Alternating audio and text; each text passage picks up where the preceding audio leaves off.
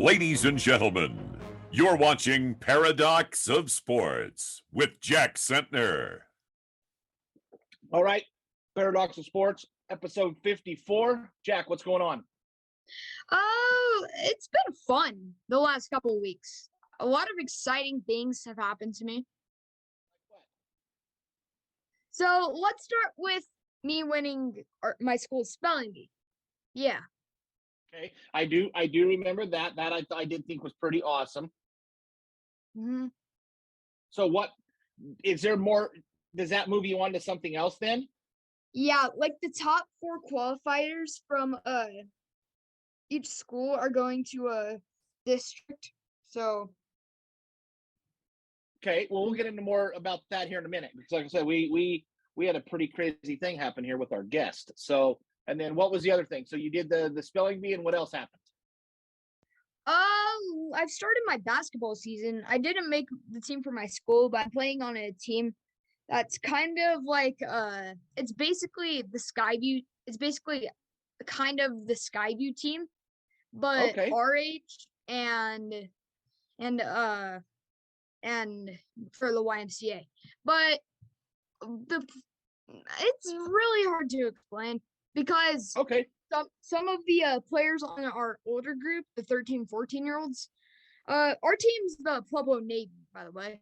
Yeah, most of them play on the Skyview varsity team, and they were the only team to, and one of the 2 teams to beat my school, Corwin.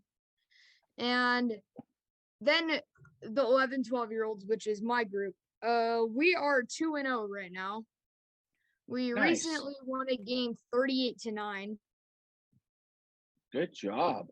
Okay, we're gonna talk about basketball, and we're gonna talk about spelling bees, but I don't want to waste any time because, like we were saying, the guest tonight has been in the news where, from what I could gather yesterday, you and I are the only ones that have talked to this lady, like on the record, anything officially work related in the last 3 weeks.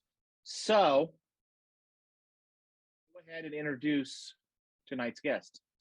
Okay, introducing sideline reporter for NBC Sports. Please welcome Michele Tafoya. Hey, thanks for having me, guys. How are you? We are doing well.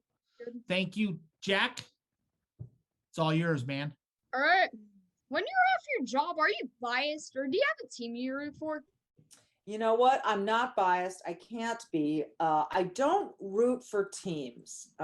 Generally, I cheer for people. There are a lot, as you can imagine, I've met a lot of coaches and players over the years, and you can't help but, pull for some of them. And I certainly don't root against anyone, but I'm always happy to see when coaches and players that I know well have success. Are there any players or coaches you enjoy talking to often before they head to the locker room? You know what? I like talking to almost everyone. And I'm not kidding you, Jack. It's your job as a reporter to find out sort of what makes people tick, what can get them to talk. All these guys have such interesting background stories to tell. If you learn over the years how to ask the right questions, and there's a lot you can get out of them. So, I couldn't tell you that I have favorites. But I will say this, Brett Favre, I miss a lot. He was one of the most fun people to talk to in all of sports, not just football. So, I miss Brett. What got you into journalism? I love telling stories, and I love uncovering stuff. I love digging out facts, and I like finding sort of the truth, the heart of the matter. And then again, it just comes back to that. I said it before, but telling the story, being able to, and it's challenging. It's not easy to get up in front of a camera and in 20 seconds tell a cogent story that is factually correct and timely. And but it's a great challenge, and of course I love sports, which is what got me into sports. When did you get the first inkling that the journalism side is what something you wanted to do? Like how old are you when you decided that's it? what you wanted to pursue? You know what? I think there was always a little bit of it in me, but there were other things I thought about doing. I would really, now some people, they know from the time that they are little, right? That they want to be a pro basketball player, that they want to run for president, that they want to be a lawyer. That wasn't it for me. I kind of went all over the map. I had so many different interests that I loved. And ultimately, what came to me was that I adored sports and I wanted to get into television and or broadcasting. And the two just sort of married, and it was really good timing. So that's kind of, it was probably right around the time I was in college that it came to me that this was a great marriage of the things I love to do. Talk about the start of your career with the Vikings and Golden Gophers. Well, you know, the real start of my career was in Charlotte, North Carolina, when I was doing sports talk radio for 5 hours a day. And then I got moved over to Minnesota. I got an offer I couldn't refuse. I'm a California girl, so the thought of living in Minnesota wasn't that appealing to me. But I got here, I got to cover the Vikings sidelines on the Vikings radio network, did a little bit of Gopher stuff, did some Timberwolves, and it was great. The NFL was always my goal. That's what I wanted to cover. So when I got the opportunity to cover the Minnesota Vikings, I jumped on it. And from there, things just kind of snowballed. In 2000, you joined Al Michaels on Monday Night Football. Talk about your time there. It was awesome to join Al Michaels, who, in my opinion, is the greatest play-by-play announcer ever. Amen. Amen. Yeah. Right. Yeah. Amen. Yes, Yep. yes. And here are the reasons, you guys, that he is the greatest.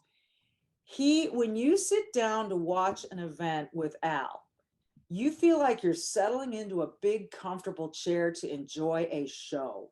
And you're going to watch it with this guy who's going to tell you everything you need to know and nothing more. He's not going to cram a bunch of stuff into the show that you don't need to know, but he is going to let this thing unfold, and he's going to have fun with you while he's doing it. And the verbiage, the words that come out of his mouth at the perfect moments, like, do you believe in miracles? Like, he did what? You know, things like that are so uniquely Al. I don't know that there's ever been anyone else quite like him. And then at the time, I worked with John Madden, and that was just a treat as well. I mean, that's like two goats sitting in a booth, you know, and I'm just learning. So it was a fantastic experience. And it was the beginning of a really tremendous friendship with Al Michaels and John Madden. You made it to the Sunday night scene in 2011. What's the relationship like between you and the rest of the crew? It's great. Here's what's important, Jack. It's important to get along with everyone. And sometimes that means working with people you don't necessarily agree with, or you wouldn't necessarily go have dinner with. But I've been really lucky. The Sunday night crew is amazing. They are fun. They are smart. They're incredibly well prepared. Chris Collinsworth is one of the most prepared announcers you're ever going to meet in your life. Al's the best. We have the best director in TV sports. So I really respect all of these people. And we have a blast together. We just get along. And that's so important to the chemistry of a show. When you've got people that you get along with and you have fun with, it comes across. And it makes the job a lot more, all that travel, all that hard work, all that standing in the freezing cold on sidelines, it makes that all worthwhile. Is that something a lot of people don't understand, is when they see what's coming on their screen, the predominantly on the Sunday Night Football, you, Al, Chris, I dozens, maybe hundreds of people that are working behind the scenes that you guys have good relationships with, that a lot of people might not understand that what's going on there. Yeah, I think, I always think it's interesting when I show up at a game on Sunday and someone will say, so when did you get into town this morning? It's like, no, we've been here since Thursday night. We spent all day Friday with the home team. We spent Saturday with the visiting team. We had dinners together in between.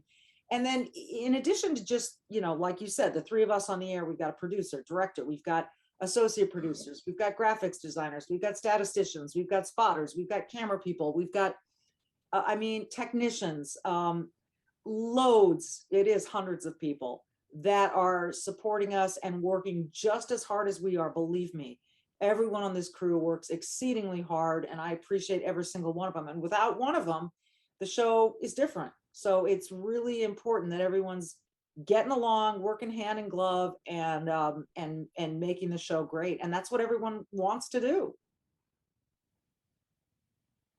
What is your favorite part of the game of football? Ooh, of the game of football. You know, I think what I love about the beauty of football to me is these simple sets of downs. You got 4 downs, right? And you got to do something with it. And then on the other side, they got 4 chances to stop you. And it's just that chess match on every down and the situations. And, someone told me, I can't remember who it was the other day, who told me scoring a touchdown in the NFL is so hard to do that when you do it, you want to celebrate. That's why these guys celebrate the way that they do. Now, some of them make it look really easy, right? Rob Gronkowski makes it look easy. Some guys just make it look easy. For other players, they realize maybe they're only going to get 1 touchdown a game. Maybe they're only going to get 1 touchdown a month. Some guys only get 1 touchdown a season, if that. So it's incredibly difficult. But it's that every down, that first down to the next, and what each side of the ball is going to do. And a brilliant play by a pass rusher like a TJ Watt, or a brilliant play by a quarterback like Tom Brady. Those moments of brilliance that just set up the next set of downs. I don't know. That to me, it's just magic. What do you do in your free time? I wish I had more of it, Jack. I do, but I have 2 kids. I got a 16-year-old son and a 13-year-old daughter, and we spend a lot of time together, and I shuttle them around to their sports. I love to work out. I'm a Peloton fanatic, so I'm every day on that Peloton. Right now, getting ready for the holidays, so I'm wrapping Christmas gifts and decorating the house. I'm a real kind of a homebody, you guys. I really like being at home. And so sometimes, you cover sports your whole life and you have a weekend free and someone says, hey, let's go to the whatever game. And you sort of think, yeah, you know what? I really just like to sit on the couch and watch it here. So I really am a homebody. I fold a lot of laundry, and I just like being around my family. Hey, Jack has one more. I can't thank you enough for taking some time. I don't even know where you're at. Where's your game Sunday night? Like, it's Thursday. Okay. Yeah, it's Thursday.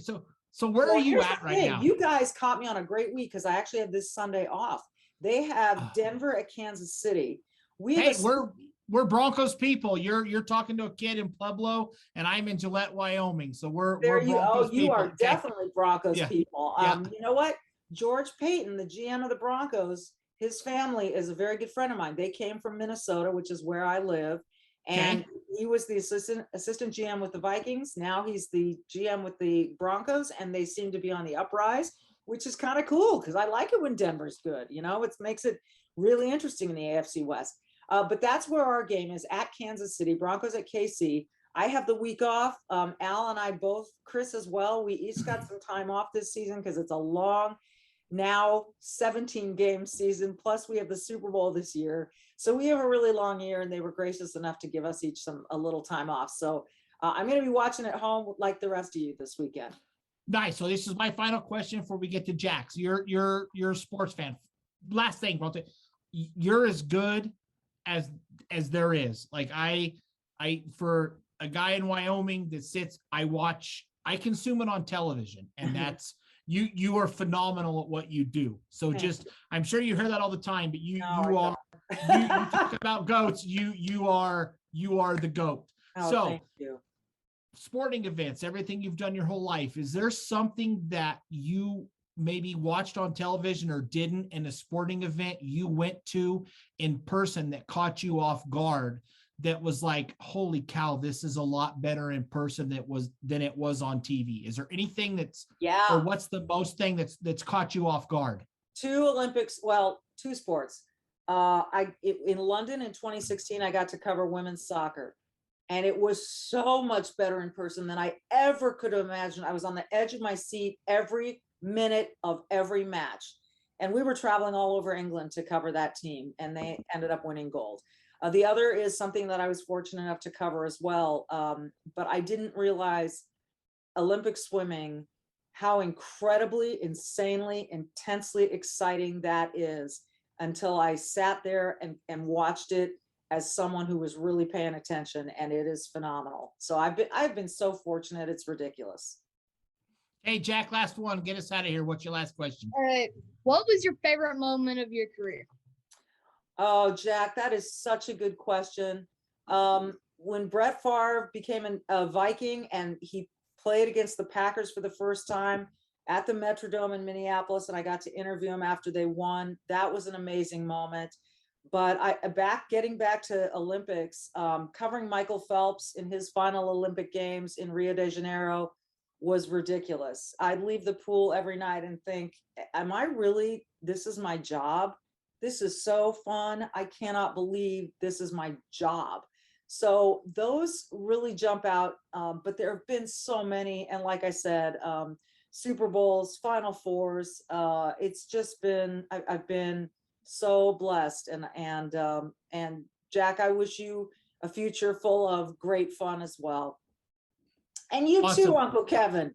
No, I'm just here to help Jack. Like we can go into the whole, Jack and I's dad, we went to college together. We had fun. The pandemic hit. Jed wanted to do a podcast, and this is where we're at. Last week, we had Alan Roach, who does the Vikings games. Yeah. And when I was Jack's age, Roach was at the Rockies. So it's cool that you guys are taking your time and, giving us 20 minutes and chatting with us. I know there's 5,000 other things that you could be doing tonight. So yeah. Honestly, I appreciate it. Well, I appreciate you both for having me. And Jack, as you're a young, how old are you, Jack?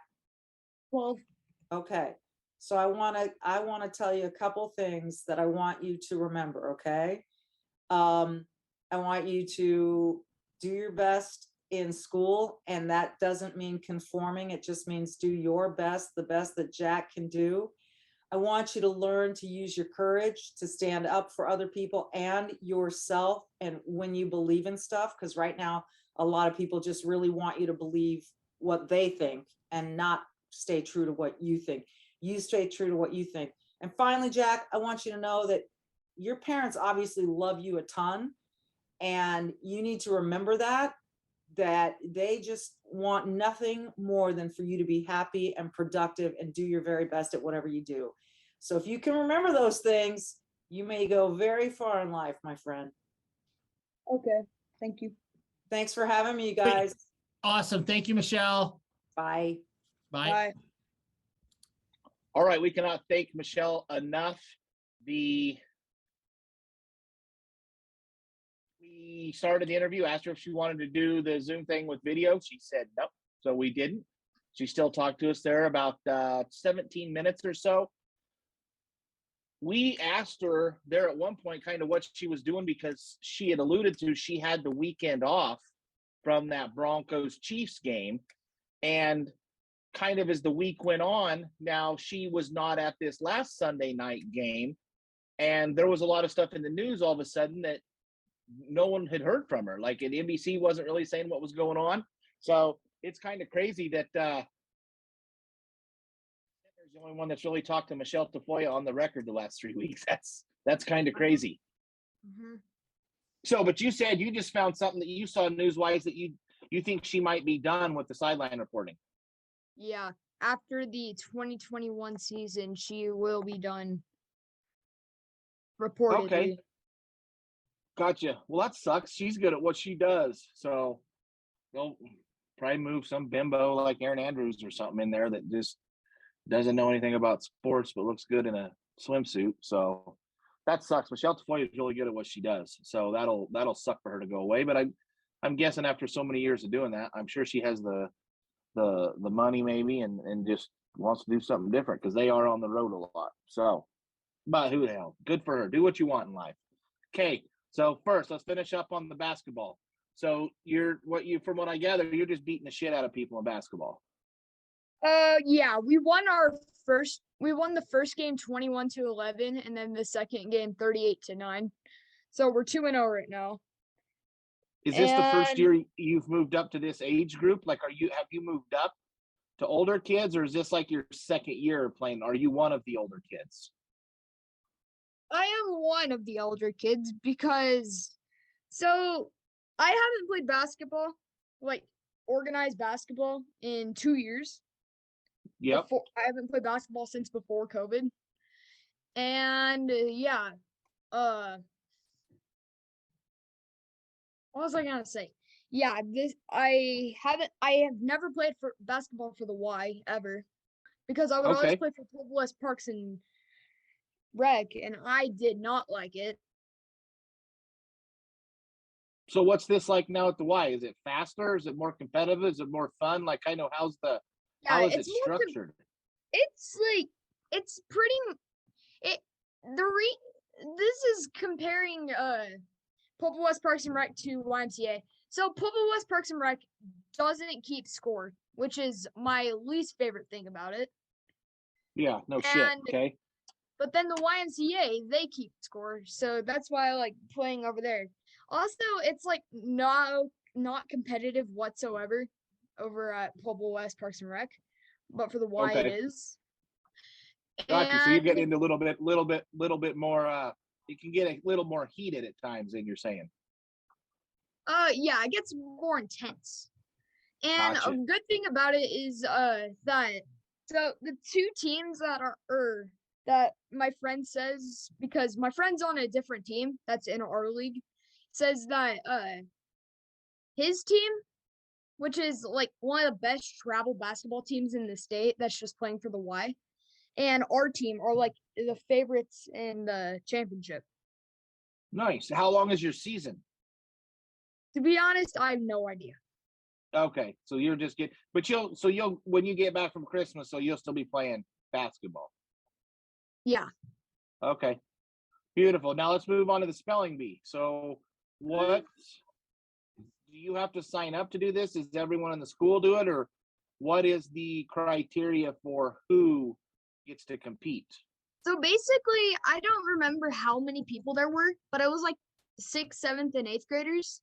And they and we had to take a writing spelling bee pretest where it was 15 questions.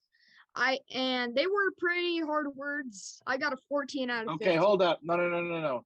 What do you mean a writing like the teacher says a word and you write it down? No, it's like or how? I mean, and it has like a definition and stuff, and then there's like a little soundboard on it that on the Google Slides that plays what that word is. And gotcha. I was gonna say, okay, that makes sense. Yeah, and I got a 14 out of 15 on that test. The only word I missed was felicitously. I don't know what that word is at all. But all the other ones I got right. Yeah, I've never heard that word in my life. I've heard a lot of words. 41 years worth of words. I've never heard that word. So yeah, I wouldn't have got it. So how does the competition work then? How many of you guys, is it your grade, or what is the age divisions that you're participating in? So it's all middle school. So then the top people that qualified from that test would play or would go into our school's spelling bee. And let's be frank, like 3 or 4 of the kids that qualified decided to back out like a chicken. Yeah, but that's yes and no. I will give you, like I see it even mad about that. Yeah, but there's some of the kids, even at the junior hockey team that we do the other podcast with, there's some people that are more comfortable in group settings speaking in front of others, and there's not.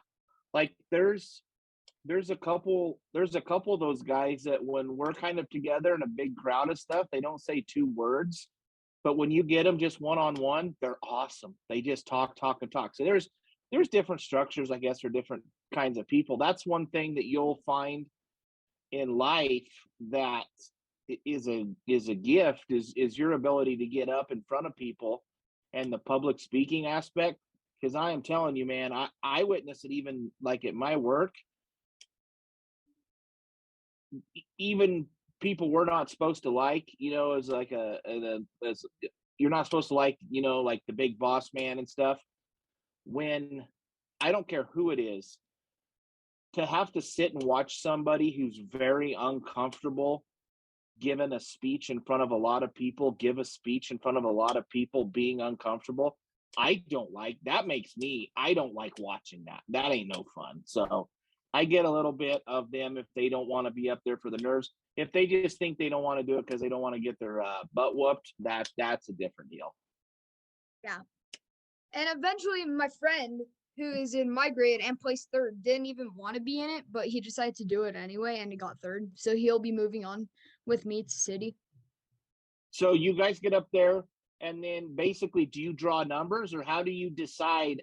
Yeah, we draw numbers and I drew the number 2.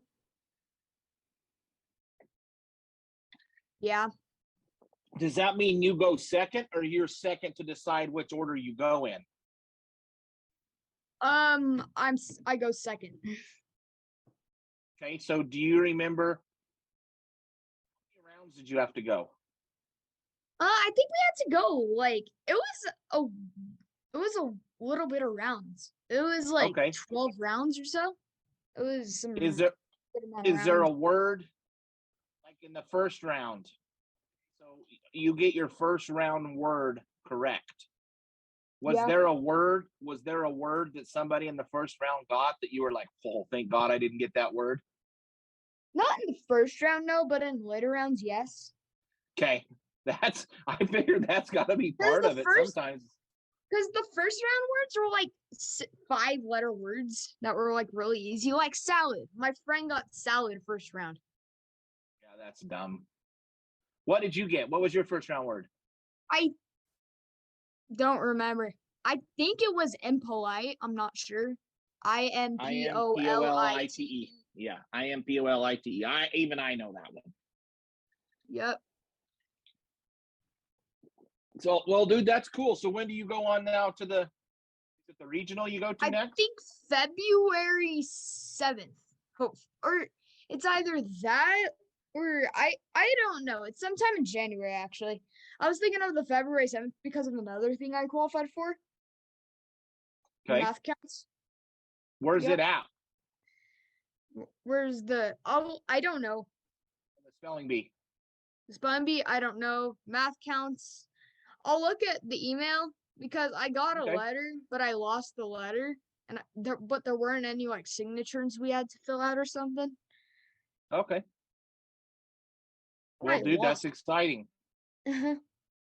And what did we decide? You're not going, you're staying home for Christmas, right? We might go to Amarillo. Oh, okay. Go down to the Big Texan and try to eat one of those big ass steaks? Nope. You're not gonna try to do that? No. I will say though, even not eating that big steak, I can't even eat one regular size steak.